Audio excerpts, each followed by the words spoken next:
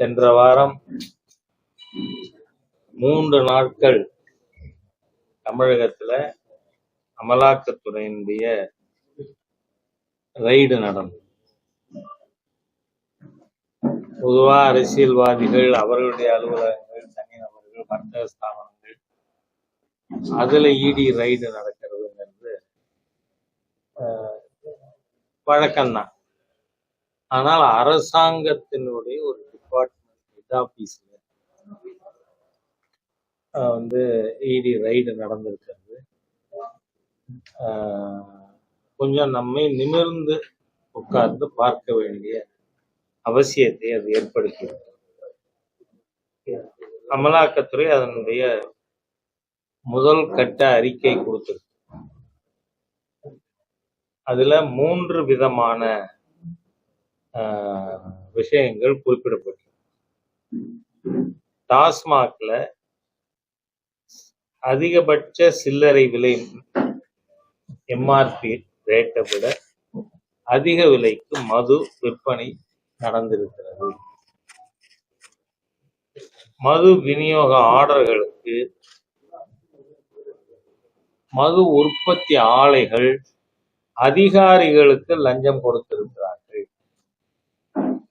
அதே மாதிரியா டாஸ்மாக் பணியாளர்கள் நியமனம், பணி இடமாற்றம், உயர் அதிகாரிகள் லஞ்சம் வாங்கி கொண்டு செய்திருக்கிறார்கள் என்று அந்த ரிப்போர்ட்ல சொல்லப்பட்டிருக்கு.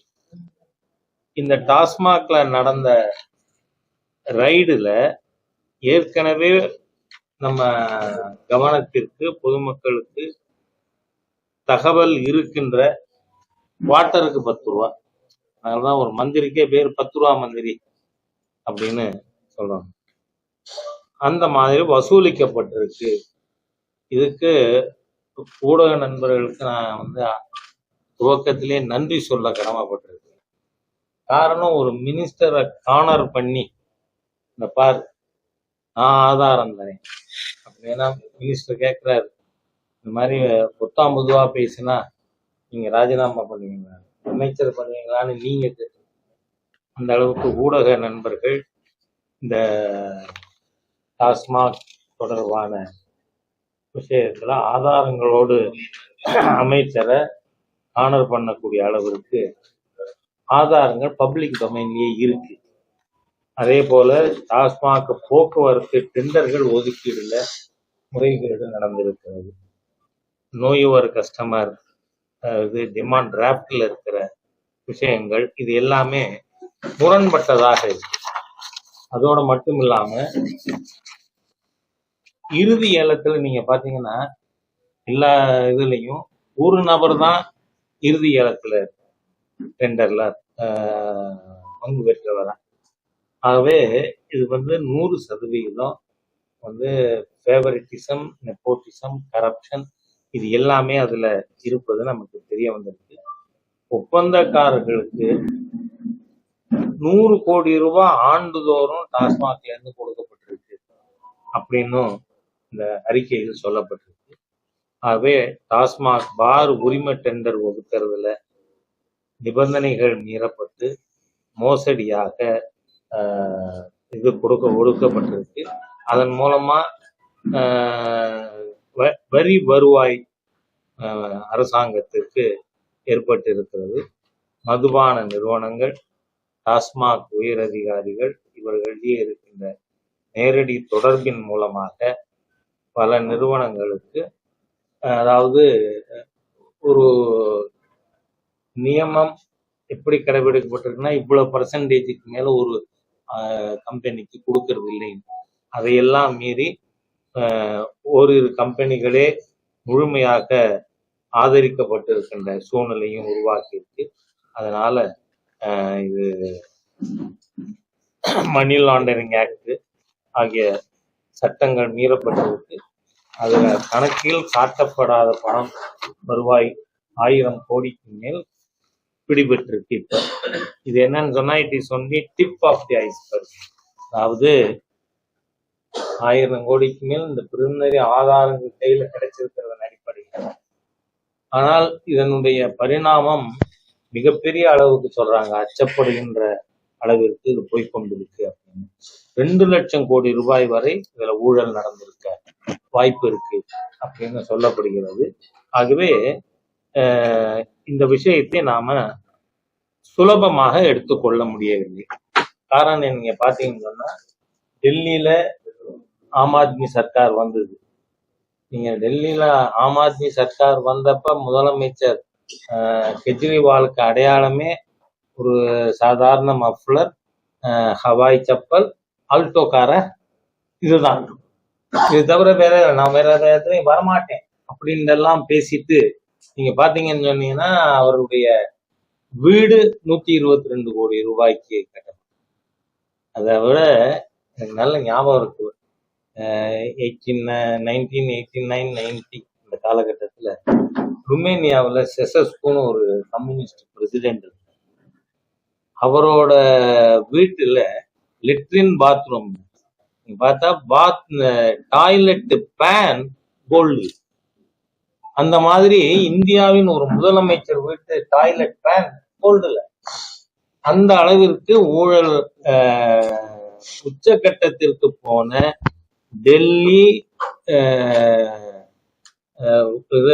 டாஸ்மாக் இந்த ஊழல், லிக்கர் ஸ்கேம், அது அளவுக்கு மேல. ஏன்னா இது டெல்லியில மணிஷ் சிசோடியா கைது செய்யப்பட்ட சமயத்திலேயே நான் சொல்லியிருந்தேன், அந்த நூலை பிடித்து கொண்டு வந்தால் அது ஹைதராபாதோடு நிற்காது. ஏன்னா திருமதி கவிதா அவர்களும் கைது செய்யப்பட்டார் அந்த சமயத்துல. இது சென்னைக்கே வரும்.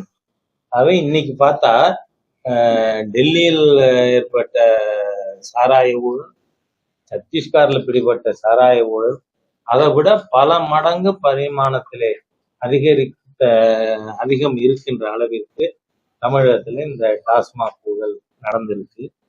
நீங்க இதுல மக்கள் என்ன பேசுகிறார்கள், எப்படி டெல்லியில டெபுட்டி சீஃப் மினிஸ்டர் இன்வால்வ்டோ அந்த அளவுக்கு தமிழ்நாட்டிலையும் இதுல இன்வால்வ்மெண்ட் இருக்கும் அப்படின்னு.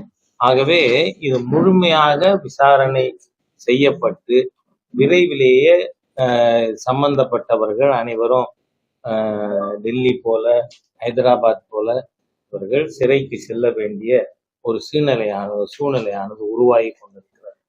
அதனால பாரதிய ஜனதா கட்சி, அரசாங்கம், என்போர்ஸ்மெண்ட் டைரக்டரேட் அவர்கள் செய்கிற இன்வெஸ்டிகேஷன், அதனுடைய நடவடிக்கைகள் அது ஒரு புறம் இருந்தாலும் இன்னைக்கு மக்கள்கிட்ட கொண்டு போய் சேர்க்க வேண்டிய ஒரு மிகப்பெரிய அவசியமானது இருக்கிறது. அதனால பாரதிய ஜனதா கட்சி நாளை மறுநாள் சென்னையில இந்த டாஸ்மாக் ஊழலை கண்டித்து மிகப்பெரிய ஆர்ப்பாட்டம் இருக்கு.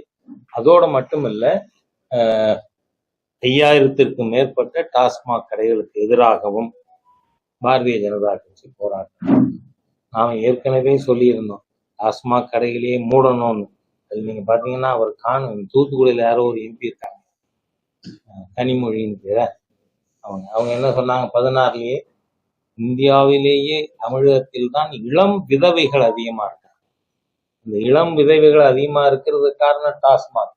நாங்க ஆட்சிக்கு வந்த உடனே கையெழுத்து, எத்தனை கையெழுத்து போடுவாங்கன்னு எனக்கு தெரியல. நீட்டுக்கு எதிராக ஒரு கையெழுத்து, டாஸ்மாக் எதிராக ஒரு கையெழுத்து, எதெல்லாம் நடக்காதோ அதெல்லாம் முதல் கையெழுத்து பட்டியல்ல கொடுத்துட வேண்டியது. அந்த மாதிரியாக இன்னைக்கு ஒரு மிகப்பெரிய அளவுக்கு எல்லாருக்கும் தெரிஞ்சு போச்சு, 10 ரூபா மந்திரின்னு சொல்ற அளவுக்கு. ஆனால் இதுல திராவிட முன்னேற்ற கழகத்துல இன்னும் உச்சபட்சத்தில் இருக்கின்ற தலைமை ஈடுபட்டு இருக்கிறது என்கின்ற பல தகவல்கள் வந்து கொண்டு இருக்கு.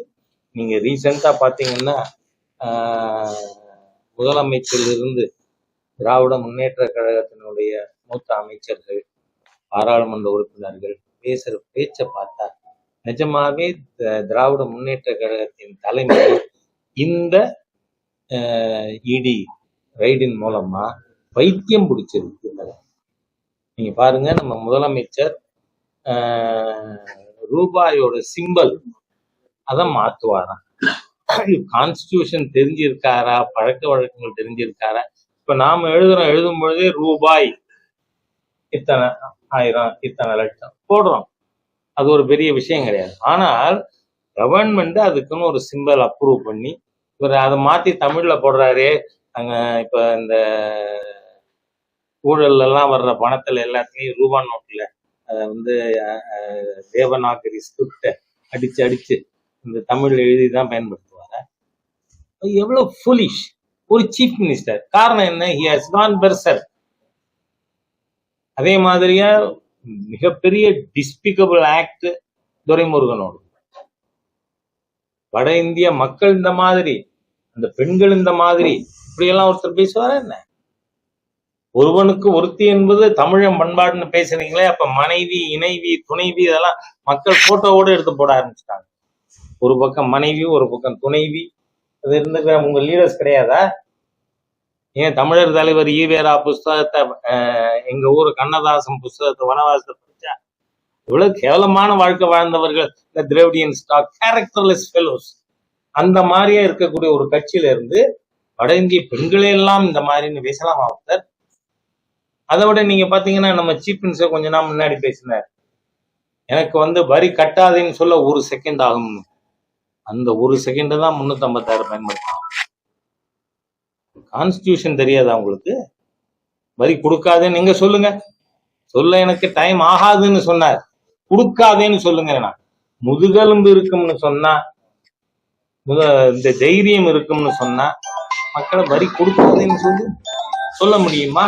ஆகவே இன்னைக்கு இதுக்கெல்லாம் காரணம் என்ன? இந்த திராவிட முன்னேற்ற கழக அரசனுடைய ஊழல், அதனுடைய கோர முகம். இன்னைக்கு இந்த டாஸ்மாக் இதுங்கிறது it is only manifestation of the corruptions already remaining. நீங்க சென்னையில பாத்தீங்கன்னா திரு அமர் பிரசாத் ரெட்டி சென்னையில இருந்தா வந்தாரு. சென்னையில நீங்க ஒரு டாய்லெட் கட்டுறதுக்கு 1 கோடிக்கு மேல. நீங்க ஸ்வச் பாரத் அபியான்ல பிரதமர் டாய்லெட் ஸ்கீம்ல ஒரு டாய்லெட் கட்ட எவ்வளவு செலவாச்சு? 12,000. ஆனா இன்னைக்கு மெட்ராஸ் கார்பரேஷன்ல டாய்லெட் மெயின்டெனன்ஸ்க்கு எவ்வளவு தெரியுமா? ஒரு நாளைக்கு 360 ரூபாய், மாசம் 12,000.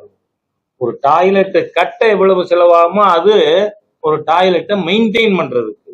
ஆகவே நீ ஒரு மாசத்துக்கு மெயின்டைன் பண்ண ஒரு நாளைக்கு 360 ரூபாய். ஆகவே நீங்க பாத்தீங்கன்னா விவசாயிகளுடைய பேடி ப்ரொக்யூர்மெண்ட் சென்டர்ல நடக்கிற ஊழல் எல்லா விதத்திலையும் அங்கிங்கனாதபடி எல்லா இடத்துலையும் இருக்கக்கூடிய ஒரு ஊழல் நிறைந்த ஆட்சியாக இந்த திராவிட முன்னேற்ற கழகத்தினுடைய ஆட்சி இருக்கு. அதுக்கு சிகரம் வைப்பது போல் இந்த டாஸ்மாக் பிரச்சனை இருக்கிறதுனால மது பிரியர்களா குடியாருங்கன்னு சொல்லக்கூடாது. முத்துசாமியை போச்சுப்பார். அதனால அவர்களுக்கும் புரியற மாதிரியா இந்த விஷயத்தை மக்கள்கிட்ட எடுத்து செல்லணும். அப்படிங்கிறதுனால பாரதிய ஜனதா கட்சி நாளை மறுநாள் மாநில தலைவர் திரு அண்ணாமலை தலைமையில போராட்டம் துவங்குகிறது. இது தமிழகத்தில் இருக்கின்ற 5000க்கும் மேற்பட்ட எல்லா டாஸ்மாக் கடைகளுக்கு முன்பாக. அப்புறம் அது என்ன கிளப்பா? ஒரு கிளப் இருக்கு, அது என்ன? அந்த கிளப்பு அதே ஒரு 1000 இப்ப உருவாக்கி இருக்காங்கல்ல. ஏன்னா டாஸ்மாக் கடை எண்ணிக்கையை கூட்டுறோம்னு சொல்லி மக்கள் சொல்றாங்களேன்னு சொல்லிட்டு இப்ப கிளப் எண்ணிக்கையை கூட்டிருக்காங்க. அதனால அந்த கிளப்புகள் எல்லா இடத்துக்கு முன்பாகவும் பாரதிய ஜனதா கட்சியின் சார்பாக போராட்டம் நடத்தப்படும். இது மக்களிடமே லாஜிக்கல் எண்டுக்கு தேர்தல். ஏன்னா இது எல்லா ஊழலுக்கும் ஒரு முடிவு என்ன? Lock stock and barrel this corrupt Dravidian model sarkar should be removed. இந்த ஆட்சியை தூக்கி எறியாம தமிழகத்தை காப்பாற்ற முடியாது என்பதை மக்களுக்கு புரிய செய்யறதுக்காக இந்த போராட்டமானது அறிவிக்கப்பட்டிருக்கு. இது நடக்கும். இந்த எப்படி அரசியல் மாற்றங்கள் வரணும்னு சொன்னா ஊடக நண்பர்களின் உதவியின் மூலமாகத்தான் செய்ய முடியும். நான் இந்த விஷயத்தை சொல்லலாம், இடி ரைடு நடத்தி இருக்கலாம், அவங்க ஃபர்ஸ்ட் ரிப்போர்ட் கொடுத்துருக்கலாம். ஆனா இது மக்கள்கிட்ட போய் சேர்க்கணும்னு சொன்னா அவங்க உதவி வேணும். அதுக்கு நீங்க நிச்சயமா ஒரு கரப்ஷன் ஃப்ரீ தமிழ்நாடு கொண்டு வரணும்னு சொன்னா அது அந்த அவசியத்தை புரிந்து நீங்கள் முழு ஒத்துழைப்பு தருவீர்கள் என்கின்ற எதிர்பார்ப்போடு நான் சொல்றத இதான் இருக்கு. நீங்க கேட்கறதுன்னா வேற எதுவும் கேட்கலாம். போராட்டம் வந்து நாளைக்கு ஒரு நாள் மட்டும் இல்ல இல்ல, எல்லா இடங்களிலும் நடக்கும். நாளைக்கு வந்து சென்னையில ஸ்டார்டிங். ஆமா, டாஸ்மாக் ஆபீஸ்க்கு எதிராக வந்து நாளைக்கு சென்னையில் நடக்குது. நாளில இருந்து வரிசை எல்லா இடங்கள்லயும். இன்னைக்கு பிரஸ் கான்ஃபரன்ஸே இதனாலதான் தமிழ்நாடு முழுக்க ஏற்பாடு செஞ்சிருக்கிறது. காரணம், இந்த தகவல் மக்களுக்கு போகணும். அங்க அவர்கள் போராட்டம் நாளைக்கு தான் 17, நாளை மறுநாள் போராட்டம் 17.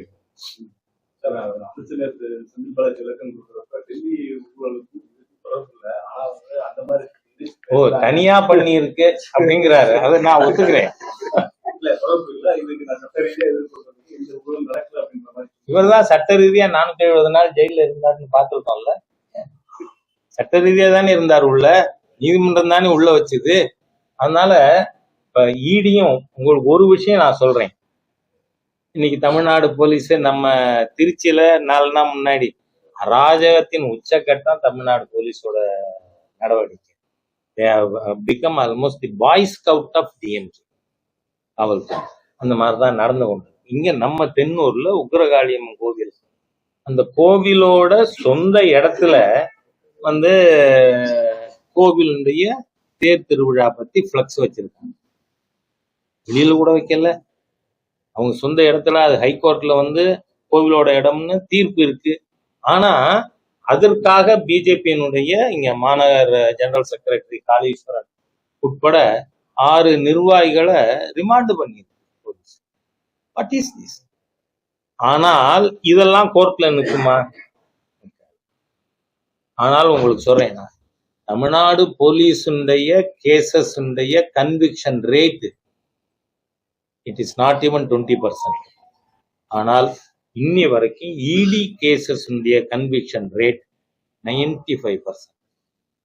அதனால வந்து சாராய மந்திரி இப்ப சொன்னார்னு சொல்றீங்க, ஆதாரங்கள் டெஃபினட் இன்ஃபர்மேஷன் இல்லாமல் இடி ஒரு நாளும் ஒரு இடத்துலயும் இறங்காது. நீங்க பாத்தீங்கன்னா அவங்க நீங்க 10 ரூபா கூட வச்சு விட்டதுல இருந்து இதுல இது லைசன்ஸ் கொடுத்ததுல எல்லாத்துலயும் டிரான்ஸ்போர்டேஷன்ல, அதோட மட்டும் இல்ல, இன்னைக்கு எந்த மாதிரியான நிலைமை இருக்குன்னா, சில இடங்கள்ல ரைடு பண்ணி பார்த்ததுல ஸ்டாக்ல இருக்கிறது ரெக்கார்ட்ல எவ்வளவு இருக்கோ அதை விட 2 மடங்கு பிசிக்கல் ஸ்டாக் இருக்கு. அப்படின்னா பில்லு இல்லாமல் வந்திருக்கு. ஆகவே இது எல்லா விதத்திலும் வந்து, ஏன்னா காரணம் என்ன, குடிக்கிறவன் அன்னைக்கு 10 ரூபா கூட கேட்டாலும் குடிக்கிறேன்னு கொடுத்துட்டு போறான். அதனால இவங்களுக்கு கொள்ளையடிப்பதற்கு வசதியா கொள்ளையடிச்சிருக்காங்க லட்சக்கணக்கான கோடி.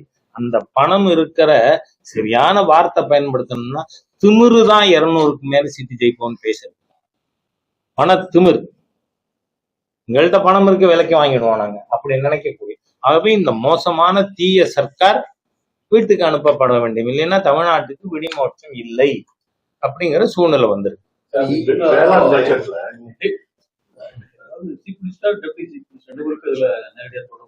என்ன சொல்றேன், இல்ல குறிப்பிட்டு நான் எதையும் சொல்லறதுக்கு இந்த ஸ்டேஜ்ல முடியாது.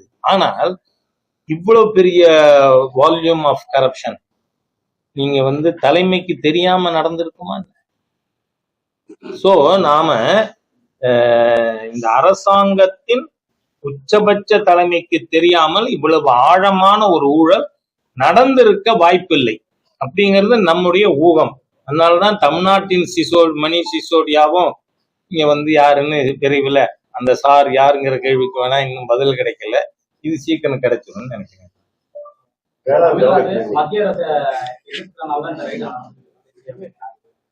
நீங்க அதனாலதான் நம்ம 3 வருஷம் முன்னாடியே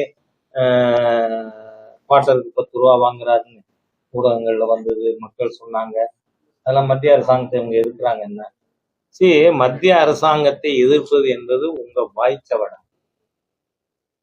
நீங்கள் மத்திய அரசாங்கத்தை எப்படி எதிர்க்க முடியும்? அதுவும் திராவிட முன்னேற்ற கழகமா?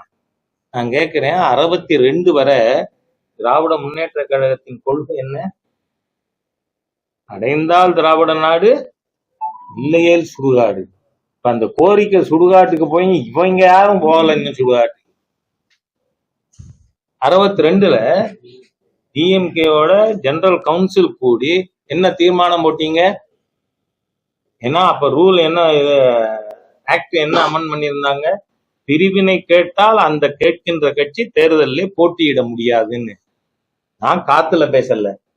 திரு சி.என். அண்ணாதுரை அவர்கள் தலைமையில திராவிட முன்னேற்ற கழகத்தினுடைய பொதுக்குழுவை கூட்டி, we are not asking for state autonomy, we only ask for more autonomy ன்னு தீர்மானம் போட்டீங்களா இல்லையா? அதனால உங்களோட மத்திய அரசு எதுக்குற தைரியம் எல்லாம் எவ்வளவு தூரம் அப்படிங்கறதும் தெரியும்.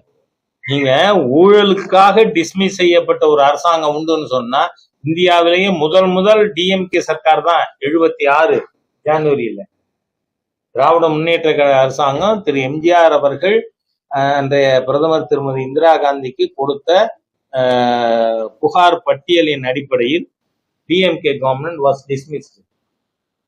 திராவிட முன்னேற்ற கழகத்தை சேர்ந்த எல்லாரும் ஜெயில வைக்கப்பட்டார்கள். அந்த சமயத்துல மிசாவுல கைது ஆகலைனாலும் திரு மு.க. ஸ்டாலின் அவர்கள் அந்த சமயத்தில் கைது செய்யப்பட்டார். ஜெயில திரு ஸ்டாலின் அவர்களை தாக்க போலீஸ் வந்த பொழுது இடையில அந்த அடியை தான் வாங்கி கொண்டு செத்து போனார் சிட்டி பாபு. இது எல்லாம் நடந்தது. ஆனா 80ல நீங்க என்ன பண்ணீங்க? கதவை சாத்திண்டு இந்திரா காந்தி கிட்ட கும்பிட்டு விழுந்து நேருவின் மகளை வருக, நிலையான ஆட்சி எதுன்னு கேட்கலையா? உங்க தைரியம் என்னன்னு எங்களுக்கு தெரியுங்க. தி டிஎம்கே's bluff of bravery has been called so many times. அதனால உங்களை டீல் பண்றதுக்கு இதெல்லாம் தேவையில்லை. இது மக்களை பாதிக்கின்ற ஊழல் மிகு அரசுங்கிறதுனால நான் எல்லா துறையிலையும் சொல்றேன். ஈவன் எஜுகேஷன் மினிஸ்ட்ரியில தமிழ்நாட்டுல எங்கேயாவது நீங்க கம்ப்யூட்டருக்கு புக்கு பிரிண்ட் பண்ணி கொடுத்துட்டீங்களா? ஆனா அது ஸ்கீம்ல இருக்கு, சென்ட்ரல் கவர்மெண்ட் இருக்கா, உங்களுக்கு பணம் கொடுத்துருக்கு. அதே மாதிரியா ஒவ்வொரு பள்ளிக்கூடத்திலையும் கம்ப்யூட்டருக்கு குவாலிஃபைடு கம்ப்யூட்டர் டீச்சர் அப்பாயிண்ட் பண்ணணும். அதுக்காக இந்த ஸ்கீம்ல ஒரு டீச்சருக்கும் 15,000 ரூபாய் சென்டர் பணம் கொடுக்குது. ஆனா நீங்க வெறும் ஆபீஸ்ல டேட்டா என்ட்ரி ஆபரேட்டர் வச்சு கிளாஸ் எடுக்கிறீங்க. எத்தனை ஊழல்! கொடுக்கிற காசெல்லாம் வாயில போட்டுக்கிறதா? அது இவ்வளவு மோசமான சர்க்கார். நீங்க we are collecting so many information. அதனால நீங்க சென்டரை எதுக்குறதுனால அப்படி இப்படிலாம் பேச வேண்டாம் சார். ஏற்கனவே 9,000 லட்சம் கோடி கடன் இருக்கு சார். 1,200 லட்சம் கோடி கடன் வாங்குறது. நாம ஸ்டேட் கவர்மெண்ட் டெட் இதோட இது கடந்து வந்த பாதையை நாம பார்க்கலாம். 2006ல the total debt of Tamil Nadu was just 26,000 crores. வெறும் 26,000 கோடி தான் தமிழகத்தினுடைய கடனா இருந்தது. அப்ப அந்த சமயத்துல எனக்கு நல்ல ஞாபகம் இருக்கு, திமுகவின் தேர்தல் அறிக்கை தான் ஹீரோ அப்படின்னு எங்க கண்டனூர் சிதம்பரம் பேசினார். அந்த மாதிரியா நீங்க பேசினார்ல அன்னைக்கு. அதுக்கு பிறகுதான் கேலப் ஆக ஆரம்பிச்சது தமிழ்நாட்டினுடைய கடன். இப்போ 31/3/2021 அன்னைக்கு தமிழ்நாட்டின் மொத்த கடன் எவ்வளவு? 4,33,000 கோடி. ஆனால் அது 5 லட்சம் கோடி அதிகமாயிருக்கு. கிட்டத்தட்ட 1.25 மடங்கு கூடியிருக்கு. from 4.33 lakh crores to 9.3 lakh crores. ஆகவே இந்த அரசாங்கம் எப்படின்னா, it's a reckless government. Financial discipline, fiscal டிசிப்ளின்ங்கிறது எள்ளுமுனை அளவு கூட இந்த அரசாங்கத்திட்ட இல்லை.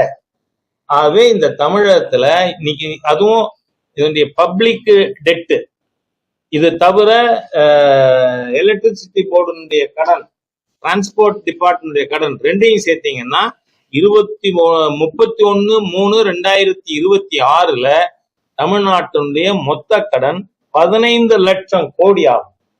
ஆகவே ஒரு ரெக்லஸ் கவர்மெண்ட், இன்டிசிப்ளின் கவர்மெண்ட். அதான் நேற்றுக்கு நான் காரைக்குடியில பிஸ்கல் டிசிப்ளின் இல்லைன்னு சொன்னேன். பப்ளிக் டிசிப்ளின் வேற ஏதாவது இருக்கா இந்த சர்க்கார் கேட்கறாங்க. அது கிடையாது. அதுதான் நமக்கு எத்தனை புத்தகங்கள் இருக்கு. ஆகவே totally financially immorality, character wise immorality people கையில மாட்டிக்கிட்டு தமிழ்நாடு முழிக்குது. இதை மீட்க வேண்டுமானால் மாண்புமிகு பிரதமர் தலைமையிலான அவர் வழிகாட்டுகின்ற ஒரு ஆட்சி தமிழ்நாட்டில் அமையிறது மாத்திரம்தான் நமக்கு ஒரு பாதுகாப்பா இருக்கும். ராமநாதபுரத்துல ஏர்போர்ட் வரப்போகுது சார், ஏர்போர்ட் இப்ப பரந்தூருக்கே சொல்லியிருக்காங்க. ஏர்போர்ட் யாரு கட்ட போறது? சென்டர் சார் மார்ச் 23 முடியலப்பா. இல்ல, அதனால இவங்க அறிவிக்கலாம். who has to do? நாம பண்ணி கொண்டு இருக்கோம். நான் இப்ப இதுக்கே கூட மாண்புமிகு உள்துறை அமைச்சர் அவர்கள் திருமையம் வந்த பொழுது கோரிக்கை கொடுத்திருக்கேன், விரைவில் செய்யறேன்னு சொல்லியிருக்காங்க, நம்ம செட்டிநாடு ஏர்போர்ட் கொண்டு வர்றதுக்காக. ஆகவே மத்திய சர்க்கார் அதுவும் உடான் ஸ்கீம்ல நம்ம வந்து எவ்வளவு அதிகமா, காரணம் 2 மடங்கு ஆயிருக்கு இந்த 10 வருஷத்துல ஏர்போர்ட் எண்ணிக்கை. அதனால செய்யறதுக்கு அது வந்து சென்டர் ரிக்வஸ்ட் வச்சா நீங்க இதுவே வேண்டாம். மெட்ரோ ஃபேஸ் 2 சென்னையில முதல்ல என்ன சொன்னாங்க, மீசையெல்லாம் தடவி இது வந்து ஸ்டேட் கவர்மெண்ட் ப்ராஜெக்டா இருக்கும் அப்படிதான் சொன்னாங்க. இட் வில் பி ஃபுல்லி இந்த second phase of expansion state government இதா இருக்கும். அதுக்கப்புறம் பணம் இல்லைன்னு போய் கேட்டீங்க, சரி சொன்னோம். இப்போ 60% சென்டர் கொடுக்குது. இப்போ நேற்றுக்கு பட்ஜெட்ல அலாட் பண்ணியிருக்கிறது கூட 40% ஷேர் ஆஃப் தி ஸ்டேட் தான், மீதி 60% சென்டர் தான் கொடுக்கும். அந்த மாதிரி அது நீங்க எவ்வளவு கோரிக்கை வச்சாலும் மக்களுக்காக, தமிழக மக்களுக்கு பாரதிய ஜனதா கட்சி செய்யும். சார் லாஸ்ட் டைம் நிர்வாக அரசு ஒட்டுப்பாடுலாம் சொன்னார், அழைக்க வச்சுக்கிறாரு. தொட்டுடுவாங்கன்னா நீங்க கேட்டதுக்காக நான் சொன்னேன். நான் வந்து எனக்கு வந்து டெஃபினட் இன்ஃபர்மேஷன் எங்கிட்ட இல்ல. இடி ரைடு சிஎம் வீட்டுக்கு கூட போகுன்ற மாதிரி. இடி ரைடு சிஎம் சார், நான் என்ன சொல்றேன், சிஎம் இருந்தாலும் என்ன எக்ஸப்ஷனா? இப்ப கெஜ்ரிவாலுக்கு கெஜ்ரி தான் இருக்காரு, வாழை கட் பண்ணிட்டாங்க மக்கள். என்ன கெஜ்ரிவாலை பிடிச்சி உள்ள வைக்கலையா? அது என்ன, நான் ஜெயில இருந்து டிசைன் பண்ணுவேன், அப்புறம் அதுவும் பண்ண முடியாதுன்னுட்டாங்க. அதனால நான் வந்து சஜஸ்டிவா எதுவும் சொல்லல. பட் யாரா இருந்தாலும் சட்டம் எல்லாருக்கும் ஒண்ணுதானே, அதுக்காச்சும் நீங்க தப்பா நினைச்சிட வேணாம். சேலத்துல மும்மொழி கொள்கைக்கு ஒரு ஆசிரியர் வந்து ஆதரவு தெரிவித்து கைது பண்ணியிருக்காங்க. சரி, நல்ல வேளை இந்த கேள்வி கேட்டீங்க, வரவேற்பேன். இந்த மும்மொழி கொள்கைங்கிறது state government it is hypocritical.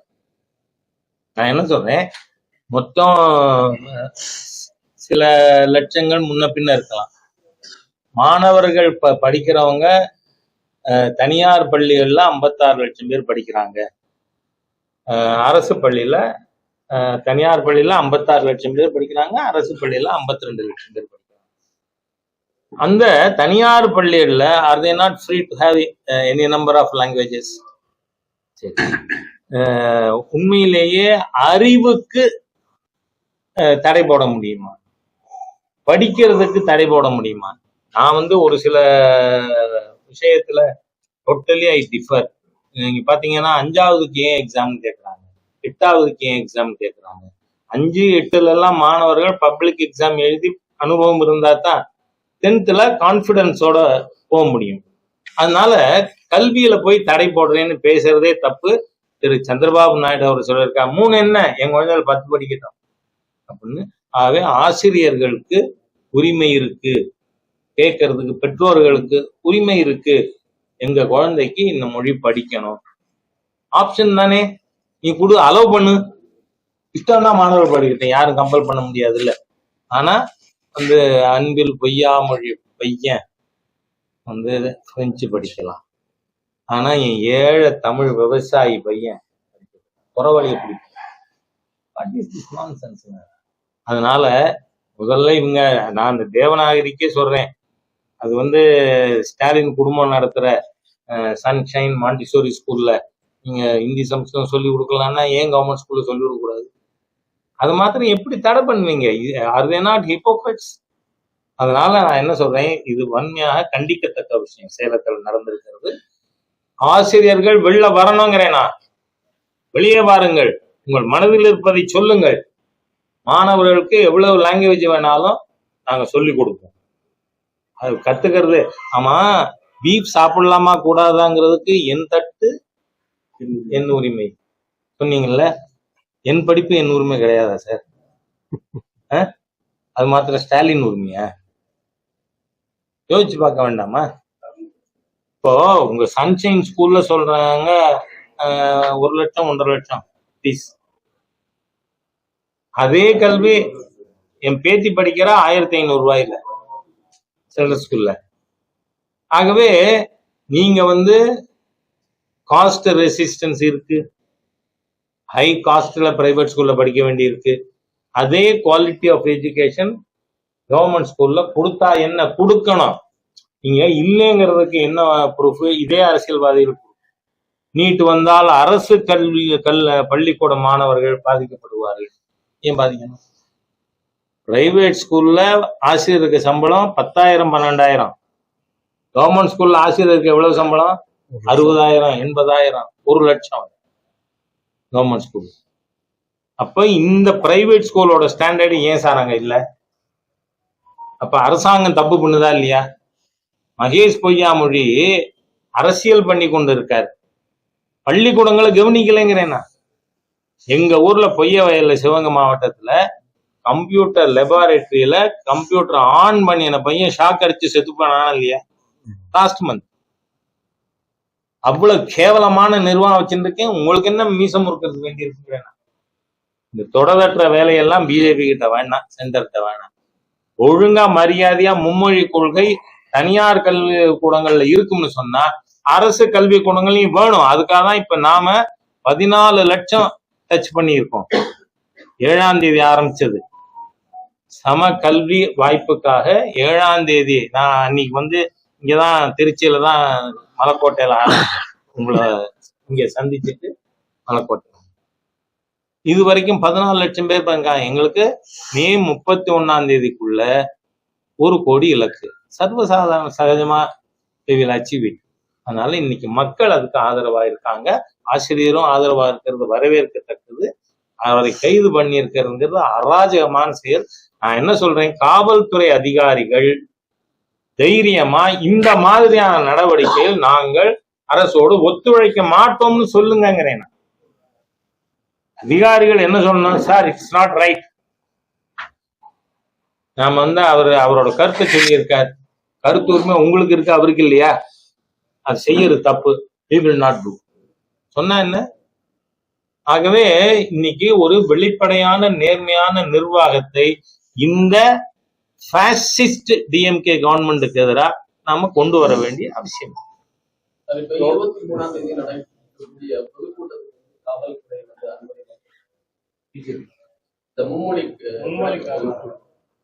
அதாவது விநாச காலே விபரீதம்,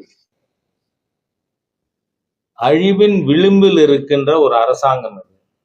ஆங்கிலத்தில் ஒரு பழமொழி உண்டு, the pride goes before a fall. அழிவுக்கு முன்பாக ஆணவம் செல்லும். இது ஆணவம் மிக்க நடவடிக்கை. இதை ஏன் நாங்க மீறி கூட்டம் நடத்தினா என்ன பண்ணுவீங்க? அதிகபட்சம் அரெஸ்ட் நடக்கட்டுமே, ஜெயில எல்லாம் காலி பண்ணி வச்சுக்குங்கிறேனா, இல்லைன்னா புதிய கட்டடங்கள் எல்லாம் பிடிச்சி ரெடியா வச்சுக்குங்க. ஏன் சார் உங்க ஆணவத்துக்கு நான் கேட்கிறேன். மதுரையிலேயே நடந்தது, அதை நான் கேட்டேன்னு சொல்லிட்டு என் மேல கேஸ் போட்டிருக்கான். மதுரையில திருப்பரங்குன்றம் இது முதனா மூர்த்தி அண்ணா சிலைக்கு போறதுக்கு ஊர்வலம் போலாமா? அப்ப அன்னைக்கு 144 இருந்தது இல்ல. 144 இருந்தா அவர் ஊர்வலம் நடத்தலாம், நாங்க சேரப்படாதா கூடப்படாதா? அப்புறம் நீதிமன்றத்துல போய் அனுமதி பெற்று கூடினோம். ஆகவே இந்த அராஜகமான அழிவு சக்தி ஸ்டாலினுடைய அரசாங்கம். இந்த அரசாங்கத்திற்கு நீங்க காவல்துறை பயன்படுத்தினால் என்ன நடக்குங்கிறத இப்பொழுதே நான் எச்சரிக்க விரும்புகிறேன்.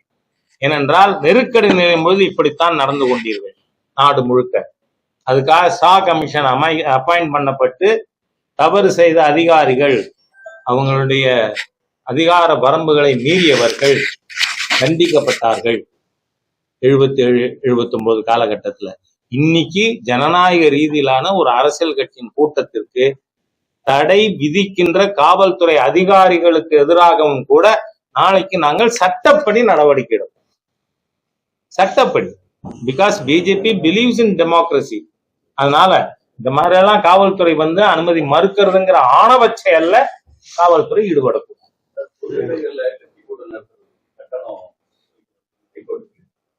நான் என்ன சொல்றேன், கோர்ட் என்ன சொல்லுதோ பொதுவா அல்டிமேட் இது ஜூரிஸ்டிக்ஷன் யாருக்கு? சுப்ரீம். அதுக்கு இடையில இருக்கிற நீதிமன்றங்கள் அவருடைய தீர்ப்பு நியாயமாக இல்லாமல் இருக்கலாம் அப்படிங்கிறதுனாலதான் அப்பலேட் ஜூரிஸ்டிக்ஷனே இருக்கு.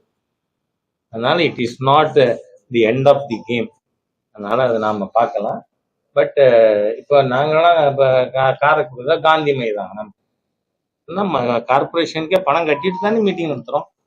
ஏற்கனவே அந்த பழக்கங்கள் இருக்கு. அதனால நீதிமன்றம் சொல்லியிருக்கு அவன் கருத்தை, நீதிமன்றத்தின் கருத்தை மதிக்க. தொகுதி மறுசீரமைப்பு ஸ்டாலின் தென் மாநில சிஎம் எல்லாத்தையும் அதான் இந்த புலிக்கு பயந்தவன்லாம் என் மேல படுன்னு சொல்றான். இப்ப ஸ்டாலின் என்ன சொல்றாரு, இந்த 7 சீப் என் மேல படுத்துக்கோ. சார், யாரு டீலிமிட்டேஷன் பத்தி பேசினது? See, it came up in 2001. அப்ப அட்டல்ஜி சர்க்கார் இருந்தது. அட்டல்ஜி சர்க்கார் தான் அது முதலமைச்சர் கூட அவர் ஸ்டேட்மெண்ட் சொல்றாரு. ஆனா எந்த சீஃப் பிரைம் மினிஸ்டர் பிரதமர் அப்படிங்கிறத நிறுத்திக்கிறார். Atalji who postponed it by 25 years. இப்போ டீலிமிட்டேஷன் நாம கொண்டு வரணும்னு சொன்னா பார்லிமெண்ட்ல பில் பாஸ் பண்ணணும், அதனுடைய ப்ரொசீஜர் மாடலிட்டிஸ் ஃபைனல் பண்ணணும், அதுக்கப்புறம் தான் செய்ய முடியும். நல்ல வேளையா முதலமைச்சர் இந்த திடீர்னு குழந்தை தூக்கத்துல அழுதா, ஏமா அழுறேன்னா டீச்சர் அடிச்சுட்டாங்க, தூக்கத்துல அடிச்சதா கனவு கண்டு, அந்த மாதிரியா ஸ்டாலின் திடீர்னு தூக்கத்துல இருந்து உட்காந்து டீலிமிட்டேஷன் ஏன்? உங்களோட மொழி வெறி அரசியலை மக்கள் ஏற்க மறுத்த காரணத்தால் நீங்க டீலிமிட்டேஷன் பத்தி பேசியிருக்கீங்க. சோ அதுக்கு நல்ல வேளையா மாண்புமிகு உள்துறை அமைச்சர் இங்க தமிழ்நாட்டில் இருந்தார். அடுத்த நிமிஷம் அவர் சொன்னார், nobody needs to worry, especially the southern states. அவர்களுக்கு நாங்கள் ப்ரோரேட்டால தான் இதை இம்ப்ளிமெண்டே பண்றதுன்னா பண்ணுவோம் அப்படின்னு. தேர் இன்ஸ் தி மேட்டர். திமுக என்னன்னா மறுவரையில வட மாநிலங்களுக்கு கூடுதல் சீட்டு போய் குறைஞ்சு போயிடும், தமிழ்நாடு தேவையில்லாம போயிடலாங்கிறதுதான் அவங்களுக்கு. இதுல 2 விதமா நான் கருத்து சொல்ல விரும்புறேன். நான் முதல்ல என்னோட சோசியல் மீடியாவிலே போட்டிருந்தேன், ப்ரோரேட்டான்னா என்ன அர்த்தம்? தமிழ்நாட்டுக்கு இன்னைக்கு இருக்கிறது 39 சீட்டு, மொத்த parliament seat 543. Say for instance it will be increase to 724. அப்போ என்ன ஆகும்? தமிழ்நாட்டுக்கு எவ்வளவு சீட்டு? 39 டிவைடட் பை 543 இன்டூ 724.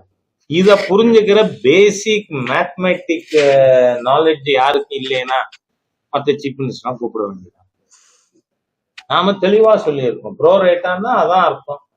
சரி, 2 வழிதான் இருக்க முடியும். ஒன்னு on the base of population census, அதுலதான் நமக்கு தமிழ்நாட்டுக்கு அல்லது தென் மாநிலங்களுக்கு பாதிப்பு ஏற்படும் அப்படிங்கிறாங்க. அது வேண்டாம், இட் வில் பி ப்ரோரேட்டான்னு சொல்லியாச்சு, அதோட அது முடிஞ்சிருச்சு. அதுக்கப்புறம் அது பேச தேவையில்லை. இருந்தாலும் நான் இப்ப கேட்கிறேன், உத்தரப்பிரதேசத்தோட பீகாரோட கம்பேர் பண்றத நாங்க ஃபேமிலி பிளானிங்க நல்ல முறையில் செயல்படுத்தினதுனால எங்க பாப்புலேஷன் குறைஞ்சிருக்கு, அதனால நாங்க நஷ்டப்படக்கூடாதுன்னு சொல்றீங்க, அப்படிதானே? சரிதானே என் புரிதல்? சரி, இப்ப அதுல திரு ராமகோபாலன் அவர்கள், இந்து முன்னணியுடைய ஃபவுண்டர் கன்வீனர், அவர் ஏற்கனவே சொல்லிட்டு வந்தார், இங்க பாருங்க ஹிந்துக்கள் சீக்கிரமா எண்ணிக்கை குறைஞ்சிருவோம், காரணம் நாம ஹிந்துக்கள் தான் ஃபேமிலி பிளானிங் அடாப்ட் பண்றோம், முஸ்லிம்கள் பண்றது இல்லை, ஸோ அவங்களோட பாப்புலேஷன் டிஸ்ப்ரொபோர்ஷனேட்டா இன்க்ரீஸ் ஆகிட்டே போகுதுன்னு. இப்ப அதை நியாயம்னு ஏத்துக்கிறீங்களா? அதுக்கு என்ன redressal? Let Stalin come out. வாங்க, விவாதம்னா ஒரு இஷ்யூக்கு மாத்திரம் இல்லை, நீங்க பாப்புலேஷன் சென்சஸ், ஃபேமிலி பிளானிங். இப்ப பாருங்க என்ன பண்ண வேண்டியிருக்கு, முதலமைச்சரே திருமணத்துக்கு போனா ஒரு பெற்றுக்கோ சொல்ல வேண்டி வந்துருக்குல்ல.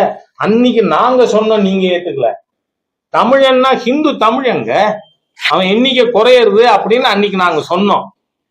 அன்னைக்கு நீங்க எங்களை பார்த்து மதவாதிங்க, நீங்க இப்போ நீங்களே ஆரம்பிச்சிட்டீங்க. அதனால சொல்றேன், நான் என்னைக்குமே இந்த பின்புத்தி இருக்க வேண்டாம், முன்னாடியே யோசிச்சு செய்வோம். இந்து முன்னணி, RSS, இந்து அமைப்புகள், தேசிய அமைப்புகள் சொல்றதெல்லாம் சரியா இருக்கும்னு இப்பயாவது இந்த திரவிடியன் ஸ்டாக் புரிஞ்சுட்டா சரி. தமிழக பட்ஜெட் என்ன சார்? சார், இந்த பட்ஜெட்டு இது வருகின்ற 26 தேர்தலுக்கான தேர்தல் அறிக்கை. ஏன்னா இவர்கள் சொல்லியிருப்பது பூரா திட்டங்கள் ஒதுக்கிடுறோம் அப்படிங்கிறது தான். அதனால அது இம்ப்ளிமெண்ட் ஆனா தானே. ஏன்னா 4000 கோடி ரூபாய் டிசாஸ்டர் மேனேஜ்மெண்ட்டுக்கு சென்டர் ஒதுக்கின நிதியே நாங்க 95% செலவு பண்ணிட்டோம்னு சொன்னீங்க. அப்புறம் பார்த்தா அந்த கன்சர்ன்ட் மினிஸ்டர் நம்ம திருச்சிக்காரர் அவர் சொல்றார் 40%. அப்போ நீங்க ஏற்கனவே சென்டர் ஒதுக்கின பணத்துக்கே இம்ப்ளிமெண்டேஷன் இஸ் கொஸ்டனபிள். அப்படி இருக்கச்ச நான் வந்து ஆஸ் அ சார்ட்டர்ட் அக்கௌண்டன்ட் நான் சொல்றேன், இந்த பட்ஜெட்ல நீங்களே கேட்டீங்க 1,62,299 கோடியா ஃப்ரெஷ் பாரோயிங்ஸ். இந்த செலவினங்கள் எவ்வளவு? Capital expenditure it's only 50,000 crores. நீங்க புதுசா கடன் வாங்க போறது 1,62,200 கோடி. ஆனால் கேபிட்டல் எக்ஸ்பெண்டிச்சர் எவ்வளவு? 50,000. அப்போ அந்த கடன் இது பூராமே கடன்ல நீங்க ரெவன்யூ இன்கம்ல இருந்து செலவு செய்யல. ஏன்னா அதுவே 42,000 கோடி டிபிசிட் ரெவன்யூ. அப்போ நீங்க வாங்குற 1,62,200 கோடியிலேயே கேபிட்டல் எக்ஸ்பெண்டிச்சர் 50,000 கோடி தான். அப்படின்னு சொன்னால் மீதி எதுக்காக கடன் வாங்குறோம்?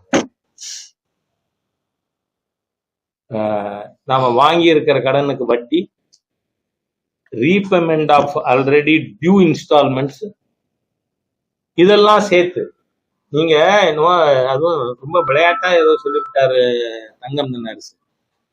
எல்லாரும் தமிழ்நாட்டை திரும்பி பார்க்குற மாதிரி இருக்காம இது. கொஞ்சம் குஜராத்தை பாருங்க சார். அங்க போய் அந்த பினான்ஸ் மினிஸ்டர்கிட்ட, சீஃப் மினிஸ்டர்கிட்ட உட்கார்ந்து பாடம் கத்துக்குங்கிறேன் நான். ஏன்னா இங்க 52,000 கோடிக்கு டாஸ்மாக் வருமானம் இருக்கு. குஜராத்ல அது இருக்கா? இல்ல.